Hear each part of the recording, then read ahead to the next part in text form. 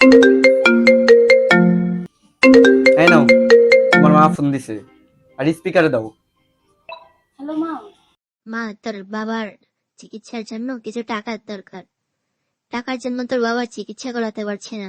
তোর কাছে কি কিছু টাকা হবে? মা মা, তোমাদের কাছে কি কোনো টাকা পয়সা নাই?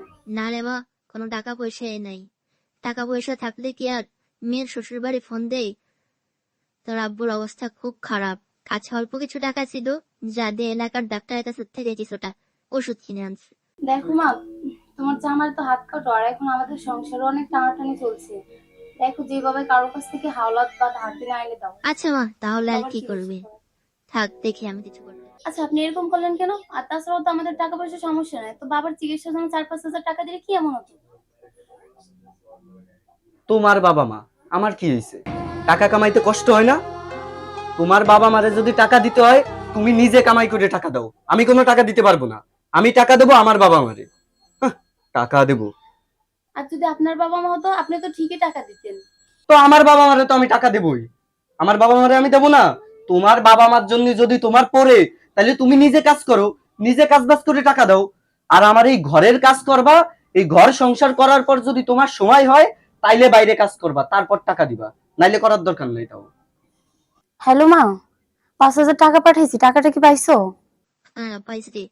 আচ্ছা মা, ওই টাকাটা দিয়ে বাবার চিকিৎসা করো। ও বাহ, তাই তো ভাবি, আমার ওয়ালেট থেকে টাকা গেল কই? তুমি এইখান থেকে টাকা নিয়ে তোমার আম্মুকে দিছো। দেখেন, আমার মার সম্পর্কে কোনো কথা বলবেন না। আমি তো তোমাকে অনেক দিন ধরে চিনি, তুমি তো টাকা চুরি করা মানুষ নয়।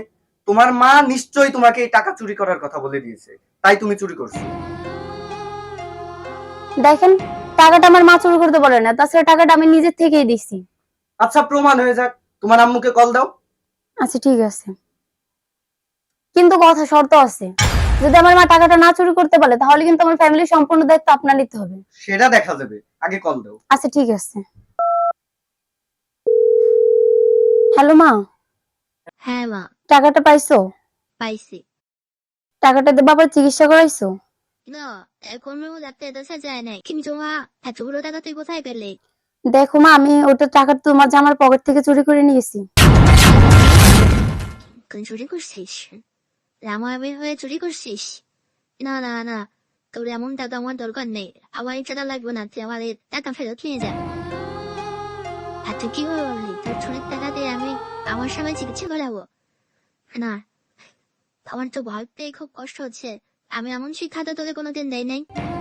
আমার এমন চুরি করছে, আমি এখন তোর টাকা পাঠিয়ে দিচ্ছি। তোর টাকা আমি চিকিৎসা করাবো না, তোর টাকা আমি কখনোই রোবট পারবো না। দেখছো, বললাম তো যে আমি টাকাটা, আমার মা জানে না, মা চুরি করতে কিছু বলেও নি, টাকাটা আমি নিজে থেকেই দিয়েছি। হাই হাই, এ আমি কি সব ধারণা নিয়ে বসে আছি। তোমার আব্বু আম্মু যে আমার আব্বু আম্মু, এটা তো আমি ভুলেই গেছিলাম। আর তাছাড়া তুমিও তো তাদের একমাত্র মেয়ে, আমিও তো তাদের ছেলের মতনই। আমারও তো কিছু দায়িত্ব আছে তাদের উপর, এটা তো আমি ভুলেই বসে আছি। তোমার আব্বু আম্মুর কোনো টেনশন নাই, আজ থেকে আমি আছি তাদের পাশে। তোমার আব্বু অসুস্থ মানে আমার আব্বু অসুস্থ, আমি আছি তাদের পাশে। আমার এই সকল জায়গা জমি বিক্রি করে হলেও আমি তাদের চিকিৎসা করাবো।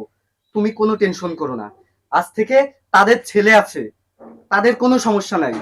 আমি তাদের আমার সর্বোচ্চ দিয়ে আমি চেষ্টা করব তাদের পাশে দাঁড়ানোর। আর তাছাড়া তুমি তো জানো যে আমি আমার বাবা মায়ের একমাত্র মেয়ে, আর তুমি তাদের সন্তানের মতো।